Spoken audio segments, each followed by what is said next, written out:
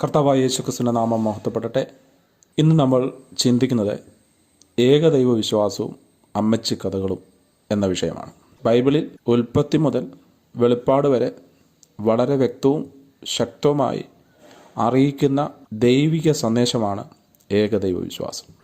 എന്നാൽ അതിനോടൊപ്പം തന്നെ അതിനേക്കാൾ ഉപരി ഇന്ന് ലോകമെമ്പാടും പ്രചരിക്കുന്ന ചില അമ്മച്ചി കഥകളുമുണ്ട്.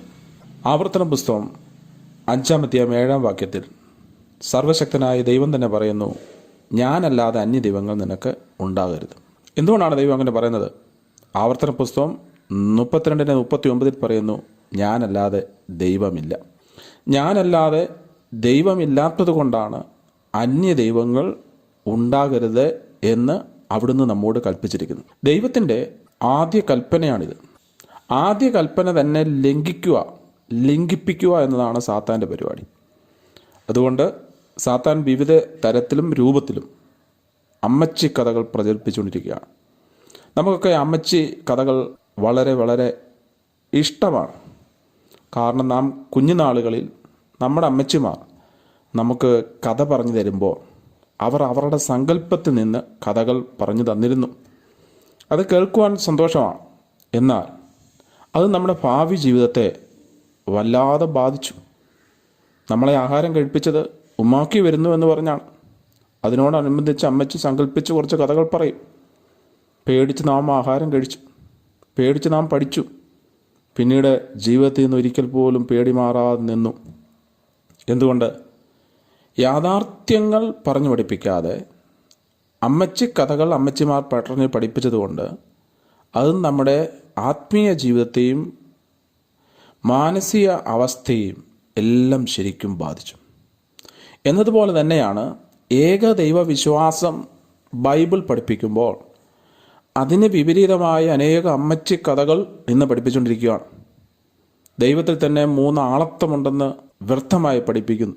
പിതാവായ വലിയ ദൈവം, പിതാവ് സൃഷ്ടിച്ചതല്ല പുത്രനെ, പിന്നെയോ പിതാവിൽ നിന്ന് ജനിച്ച ഒരു പുത്രനാം ദൈവം, പിതാവിൽ നിന്നും പുത്രനിൽ നിന്നും പുറപ്പെട്ട അതിനേക്കാൾ ചെറിയ പരിശുദ്ധാത്മാവായ ദൈവം.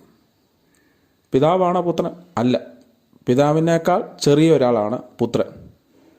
അത് പിതാവിൽ നിന്ന് ജനിച്ചവനാണ്, സൃഷ്ടിക്കപ്പെട്ടവനല്ല. അപ്പോൾ പരിശുദ്ധാത്മാവാരാ? വലിയ ദൈവമായ പിതാവിൽ നിന്നും അതിനേക്കാൾ ചെറിയ ദൈവമായ പുത്രനിൽ നിന്നും പുറപ്പെട്ട ഒരു ആത്മാവാണ്. ആ ആത്മാവിനോട് പ്രാർത്ഥിക്കാൻ പാടില്ല, ആ ആത്മാവിനെ ആരാധിക്കാൻ പാടില്ല. അത് ചെറിയ ദൈവമാണ്. എന്നാൽ 3 ദൈവങ്ങളാണ്, 3 എന്നാൽ ഒന്ന് തന്നെയാണ്. ഇങ്ങനെയുള്ള വ്യർത്ഥ കഥകൾ മനുഷ്യനെ പഠിപ്പിച്ച് ബൈബിളിൻ്റെ യഥാർത്ഥ വിശ്വാസത്തിൽ നിന്ന് വ്യതിചലിപ്പിക്കുന്ന അമ്മച്ചി കഥകളുടെ കാലഘട്ടം ഇന്ന് അധികമായി വർദ്ധിച്ചുകൊണ്ടിരിക്കുകയാണ്. ഇതിനെ സ്ഥിരീകരിക്കുവാൻ വ്യർത്ഥ പ്രവചനങ്ങളും ഇതിനെ സ്ഥിരീകരിക്കുവാൻ ബഹുദൈവ ശക്തികളിൽ നിന്നുള്ള ചില അടയാളങ്ങൾ കൊണ്ട് ഈ വിധ കാര്യങ്ങളെ സ്ഥിരീകരിക്കുവാൻ അവർ ശ്രമിക്കുകയാണ്. എന്നാൽ ദൈവത്തിൻ്റെ വചനം എന്നേക്കും നിലനിൽക്കുന്നതാണ്. ആവർത്തന പുസ്തകം 5-ാം അധ്യായം 7-ാം വാക്യത്തിൽ ദൈവം പറയുന്നത്, ഞാനല്ലാതെ അന്യ ദൈവങ്ങൾ നിനക്കുണ്ടാകരുത്. ഞാനല്ലാതെ എന്നിൽ നിന്ന് ജനിച്ചൊരു ദൈവമോ എന്നിൽ നിന്ന് പുറപ്പെട്ടൊരു ദൈവം പോലും ഉണ്ടാകില്ല. ഞാനാണ് ഏകദൈവം. ആ ദൈവം മാത്രമേ നിനക്കുണ്ടാകാവൂ. ഞാനല്ലാതെ ഒരു ദൈവമില്ല. അതാണ് ബൈബിൾ നമ്മളെ പഠിപ്പിക്കുന്നത്. ബൈബിൾ പഠിപ്പിക്കുന്ന സത്യങ്ങൾ മനസ്സിലാക്കണമെങ്കിൽ ബൈബിളിൽ പറയുന്ന ദൈവത്തിൻ്റെ ആത്മാവ്, ദൈവം തന്നെയായ ആത്മാവ്, ആത്മാവിൻ്റെ സാന്നിധ്യം, നിറവ് നമുക്കുണ്ടാകണം. എങ്കിൽ മാത്രമേ ബൈബിൾ സത്യങ്ങൾ ഗ്രഹിക്കാൻ കഴിയത്തുള്ളൂ. ഈ ബൈബിൾ സത്യങ്ങൾ ഗ്രഹിച്ചു കഴിയുമ്പോൾ ഈ സത്യത്തിനു വേണ്ടി നിലനിൽക്കുക എന്നുള്ളത് വളരെ ശ്രമകരമായൊരു കാര്യമാണ്. എന്നാൽ ഏക സത്യ ദൈവവിശ്വാസത്തിനു വേണ്ടി നിലനിന്ന നമ്മുടെ പിതാക്കന്മാർ, അബ്രഹാം പിതാവ്, അദ്ദേഹത്തിന് പിതാവിനെ അറിയത്തില്ല, പുത്രനെ അറിയത്തില്ല, പരിശുദ്ധാത്മാവിനെ അറിയത്തില്ല. എന്തിനേറെ പറയുന്നു, യാഹുവേ എന്ന നാമം പോലും അദ്ദേഹത്തിന് അറിയത്തില്ല. പുറപ്പാട് പുസ്തകം 6-ാം അധ്യായം 3-ാം വാക്യത്തിൽ പറയുന്നു, ഞാൻ അബ്രഹാമിനും ഇസ്ഹാക്കിനും യാക്കോബിനും യഹോവ എന്ന നാമത്തിൽ വെളിപ്പെട്ടിട്ടില്ല. അബ്രഹാമിനും ഇസഹാക്കിനും യാക്കോബിനും ദൈവം വെളിപ്പെട്ടത് സർവശക്തിയുള്ള ദൈവമായിട്ടാണ്.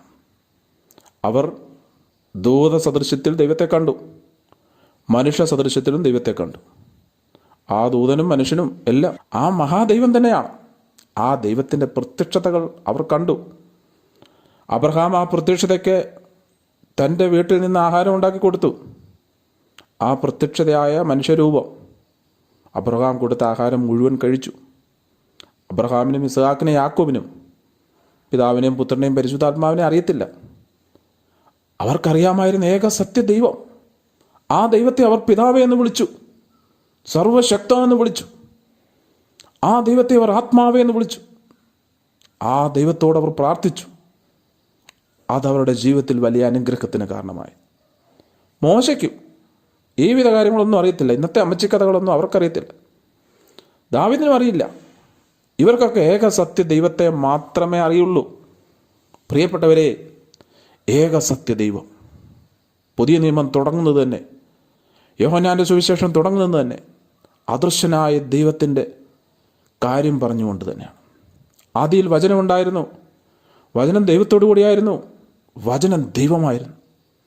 വ്യക്തമാക്കപ്പെടാത്ത വചനം ദൈവാവസ്ഥയിൽ നിൽക്കുമ്പോൾ 1:14 പറയുന്നു, വചനം ജഡമായി തീർന്നു. ആ വചനത്തിൻ്റെ വ്യക്തമാക്കപ്പെട്ട രൂപമാണ് നമ്മുടെ കർത്താവായ യേശുക്രിസ്തു. അതുകൊണ്ടാണ് പത്രോസ് അപ്പോസ്തലൻ പറഞ്ഞത്, മറ്റൊരുത്തിനും രക്ഷയില്ല, രക്ഷിക്കപ്പെടുവാൻ ആകാശത്തിന് കീഴിൽ മനുഷ്യരുടെ നൽകപ്പെട്ട ഒറ്റ നാമം യേശുക്രിസ്തുവിൻ്റെ നാമമാണ്. വചനം എന്ന അവസ്ഥയിൽ നിന്ന് മനുഷ്യ സദൃശ്യത്തിലേക്ക് വന്ന് മനുഷ്യ കുലത്തിൻ്റെ രക്ഷ ഒരുക്കിയ ഏക സത്യ ദൈവത്തിൽ കൂടെ മാത്രമേ നമുക്ക് രക്ഷയുള്ളൂ.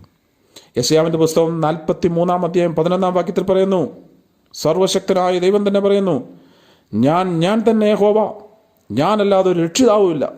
2 രക്ഷിതാക്കൾ ഇല്ല നമുക്ക്, ഒരു രക്ഷിതാവേ ഉള്ളൂ. അതാണ് പഴയ നിയമത്തിൽ കാണുന്ന രക്ഷിതാവ്, പുതിയ നിയമത്തിൽ കാണുന്ന രക്ഷിതാവ്. ആ രക്ഷിതാവിൽ കൂടാണ് നമുക്ക് രക്ഷ. ആ രക്ഷിതാവിൽ കൂടെ രക്ഷയുള്ള എന്ന് അപ്പസ്തലന്മാർ ശക്തമായി പ്രസംഗിച്ചു. ആ രക്ഷിതാവിൽ കൂടെ അല്ലാതെ ഒരു രക്ഷയും മനോകുലത്തിനില്ല. ആകാശത്തിന് കീഴിൽ മനുഷ്യരുടെ നൽകപ്പെട്ട ഏകനാമം യേശുക്രിസ്തുവിൻ്റെ നാമമാണ്. ഹോശയ്യാവിൻ്റെ പുസ്തകം 13-ാം വാക്യത്തിൽ പറയുന്നു, ഞാനല്ലാതെ ഒരു രക്ഷിതാവില്ലല്ലോ. ദൈവം തന്നെ പറയാണ്, ഞാനല്ലാതെ ഒരു രക്ഷിതാവില്ലല്ലോ. നമുക്കൊരു രക്ഷിതാവേ ഉള്ളൂ, യേശു കർത്താവാണ്, സർവശക്തനാണ്. ആ സർവശക്തൻ്റെ മനുഷ്യ പ്രത്യക്ഷതയാണ് യേശു കർത്താവ്. ആ യേശുവിൽ കൂടെ മാത്രമേ രക്ഷയുള്ളൂ. യേശു നമ്മെ എന്താണ് പഠിപ്പിച്ചത്? മാർക്കോസിന് സുവിശേഷം 12-ാം വാക്യത്തിൽ പറയുന്നു, ഇസ്രായേലേ കേൾക്ക, നമ്മുടെ ദൈവമായ കർത്താവ് ഏക കർത്താവ്. നമുക്ക് 2 കർത്താക്കന്മാരില്ല, 3 കർത്താക്കന്മാരില്ല, അനേക കർത്താക്കന്മാരില്ല. ഒരു കർത്താവേ ഉള്ളൂ.